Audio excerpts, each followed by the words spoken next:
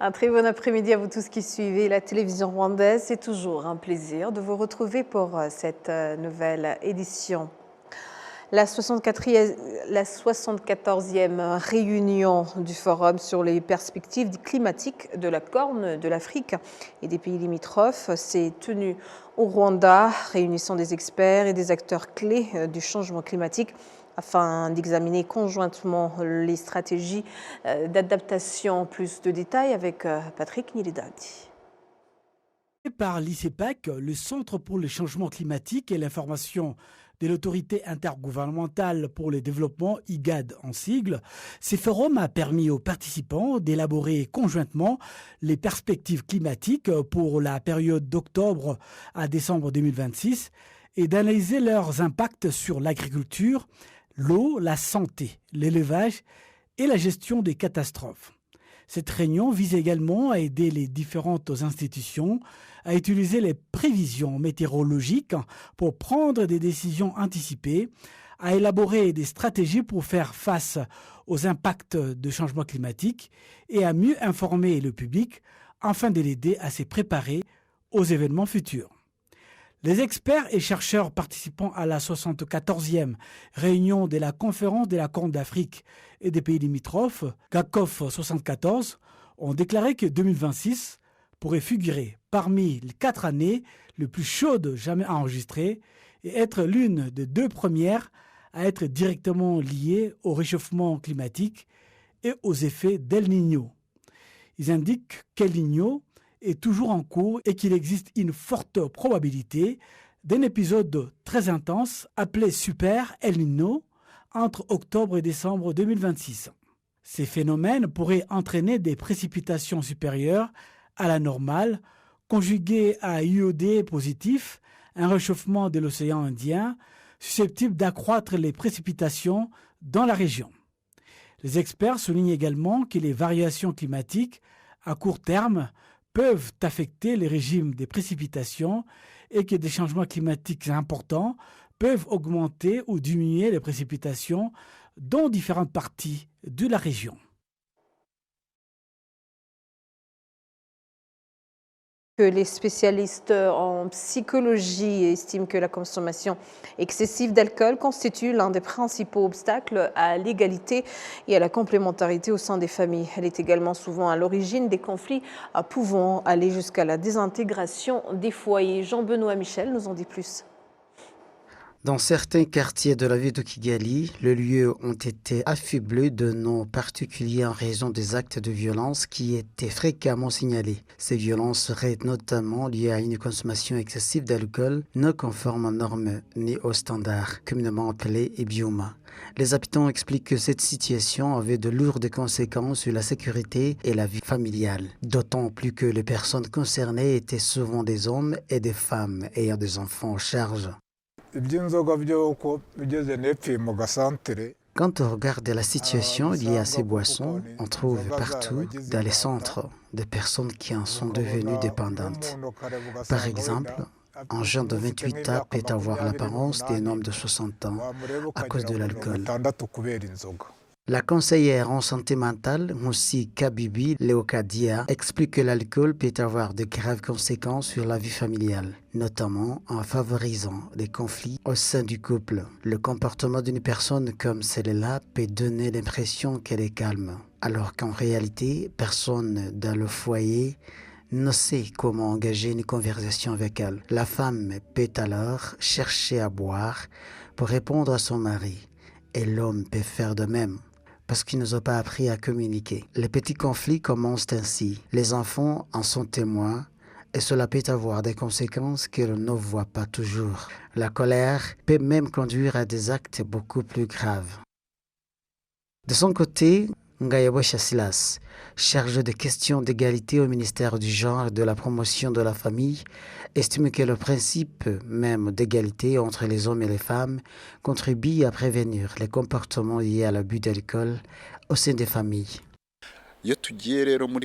Lorsque nous parlons de la communauté, Le principe d'égalité entre les hommes et les femmes nous demande de lutter contre les comportements et les mentalités négatives, chez les hommes comme chez les femmes, et de promouvoir de bonnes pratiques. Cela rejoint également les stratégies visant à lutter contre les boissons non conformes aux normes ni aux standards, et contre l'abus d'alcool en général.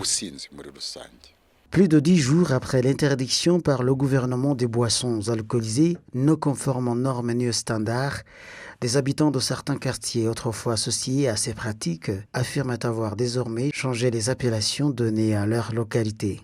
Ils disent surtout apprécier le retour d'un climat plus sûr au sein de leur communauté. Les habitants vivant sur plusieurs îles se réjouissent de pouvoir bénéficier du programme gouvernemental de réinstallation sur la terre ferme en les éloignant des zones où leur sécurité était menacée. Ils indiquent que cette réinstallation leur a permis de commencer un nouveau départ dans la vie, alors que d'autres vivant encore sur les îles estiment qu'ils devraient eux aussi être relogés et ne pas être laissés pour compte dans le processus de développement du Rwanda. Les détails avec Patrick Nilitandi. Pour Théogène Onima, la vie sur l'île des Mazané n'est plus qu'un souvenir. Il fait partie des habitants relogés au village modèle de Mbunganzeri, en secteur Gweru du district de Bugesera. Selon lui, ce déménagement a permis à sa famille de quitter un environnement où leur sécurité était constamment menacée. Nous avions une école primaire, mais une fois leur scolarité terminée, nos enfants n'avaient pas accès au secondaire. Si une femme devait accoucher, elle était transportée par bateau jusqu'au centre de santé de Nzangwa.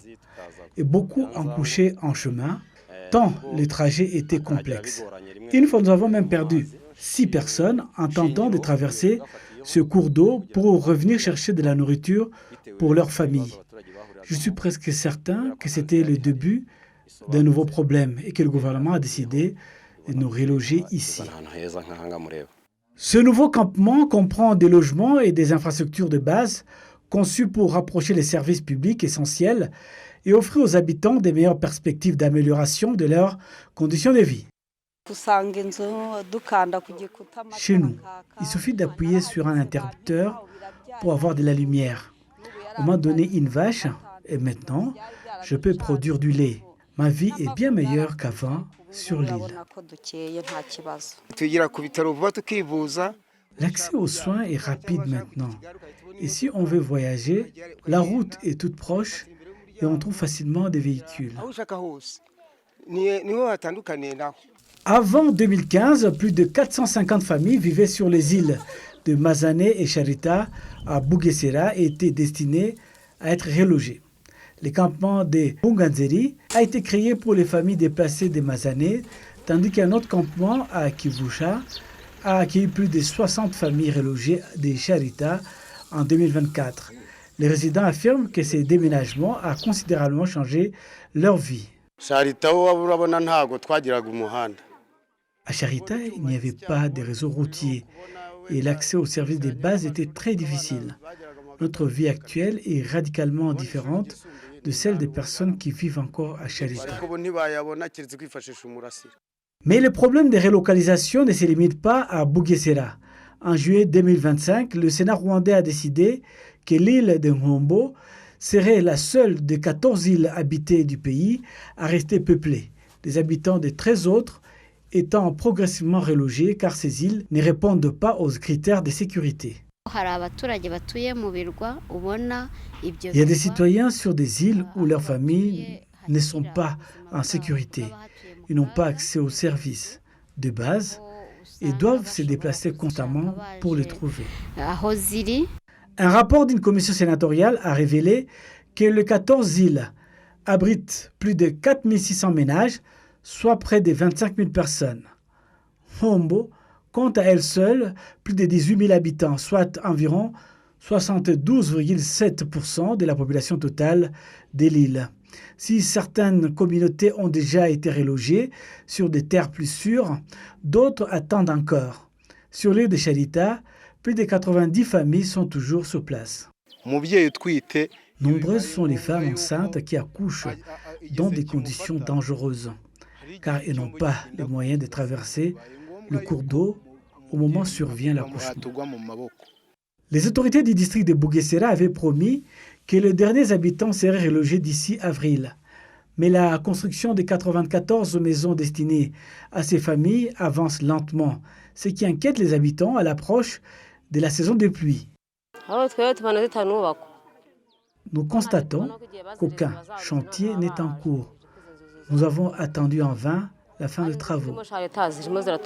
Le ministre chargé de la gestion des situations d'urgence, le général-major à la retraite Albert Mourassila, affirme que le programme national des relogements se poursuit. Nous travaillons en collaboration pour reloger les personnes installées sur les îles dans des zones plus sûres. Le programme des relogements est financé par le budget national 2026-2027 qui prévoit 146 milliards de francs rwandais pour le développement des établissements urbains et ruraux et 157 milliards de francs rwandais pour la protection sociale. Pour les habitants déjà relogés, le message est clair. Les relogements leur a apporté sécurité et perspective d'avenir. Pour ceux qui vivent encore sur les îles, l'espoir que cette même promesse de sécurité leur parvienne également. Et les investisseurs dans différents secteurs industriels ainsi que les experts en économie s'accordent sur la nécessité pour le Rwanda de développer davantage d'industries capables de produire localement les matières premières et les intrants nécessaires aux entreprises. Une grande partie de ces produits est encore importée à un coût élevé. Jean-Benoît Michel nous en dit plus. Plusieurs produits fabriqués au Rwanda et commercialisés sur le marché local comme à l'étranger nécessitent des matières premières et des produits chimiques importés, notamment de pays voisins, à des coûts élevés. L'économiste Jean Bosco Kalissa estime que le développement de ces industries pourrait contribuer à réduire le déficit commercial du Rwanda qui a dépassé 700 millions de dollars américains au premier trimestre 2026. Le Premier ministre, Dr Justin Nsengiyumva, de son côté, annonce par ailleurs la mise en place du Private Sector Support Fund, un fonds qui accordera des financements à un taux d'intérêt de 9%, notamment aux industries capables d'accroître la production locale.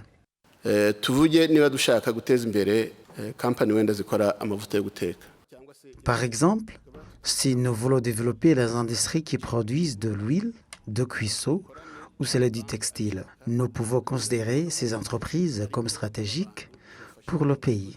Nous pouvons les mettre en relation avec les banques qui souhaitent les financer et leur accorder des facilités, tout en les encourageant à augmenter leur production afin de poursuivre la croissance de notre économie. Ainsi, en collaboration avec la BRD et grâce aux facilités convenues ou subventions, nous avons fixé un taux d'intérêt de 9% pour les entreprises stratégiques qui contribuent à accroître la productivité. Selon les experts économiques, si les industries rwandaises parvenaient à produire localement entre 10 et 30% des matières premières actuellement importées, le pays pourrait économiser entre 130 et 400 millions de dollars américains par trimestre. Dans le district de Gisagara se tient la 25e Assemblée générale du Conseil national des femmes. À cette occasion, les représentantes des femmes présentent les réalisations accomplies au cours des 5 dernières années de 2021 à 2026, ainsi que les actions qu'elles comptent mener à l'avenir. Parmi les initiatives mises en œuvre pour favoriser l'autonomisation des femmes, certaines ont permis à des femmes de sortir de la pauvreté et de développer leurs activités aux côtés de plusieurs autres projets. Les autorités du district de Gisagara soulignent toutefois que plusieurs défis nécessitent encore davantage d'efforts. 45,6% des ménages du district vivent toujours dans la pauvreté, tandis que les autres foyers monoparentaux et les grossesses chez les adolescentes restent également préoccupants. Entre 2022 et 2023, près de 300 adolescentes étaient tombées enceintes. Cette année, 158 cas ont déjà été enregistrés. Face à ces différents défis qui affectent les familles, les autorités ont appelé à renforcer la collaboration afin d'apporter des solutions durables. Cette 25e Assemblée générale se tient sous le thème « Une femme capable, moteur du développement de la famille ».